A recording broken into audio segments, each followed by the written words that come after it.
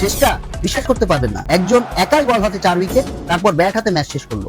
এটা পিএসএল নাকি one man show? PSL 2026 Hyderabad কিংসম্যানের ব্যাটিং শুরু হলো। সবাই ভাবছিল বড় স্কোর আসবে, কিন্তু সার্জিল এলেন মাত্র 2 রানে বিদায়। ওসমান এলেন 0 রানে ফিরে গেলেন। টপ অর্ডার মুহূর্তেই ধুলোয় মিশে গেল। এদিকে আমাদের শরীফুল আর নাহিদ বল হাতে নামলেন, উইকেট নেই, কিন্তু বাবর আজমের উপর প্রেশার ছিল সত্যিকারের। তবু বাবর সেই প্রেশার সামলে 43 রানের ইনিংস খেললেন। বাংলাদেশের 2 পেসার আজ রান দিলেন, কিন্তু উইকেট আসেনি। হায়দ্রাবাদ 145 অল আউট, পেশোয়ারের লক্ষ্য 146। মাঠে নামলেন ইফতিখার আহমেদ, বল হাতে আগেই 4 উইকেট নিয়েছেন, এখন ব্যাট হাতে 15 রান করে দলকে জিতিয়ে দিলেন। একজন মানুষ 2 দিক থেকেই ম্যাচ শেষ করলেন। এখন প্রশ্ন হলো, শরীফুল আর নাহিদ রানা পরের ম্যাচে কি জবাব দেবে, নাকি ইফতেখারই আবার একাই সব শেষ করবে? তোমার প্রেডিকশন কমেন্টে লিখে ফেলো এখনই, কারণ শেষটা বিশ্বাস করতে পারবেন না।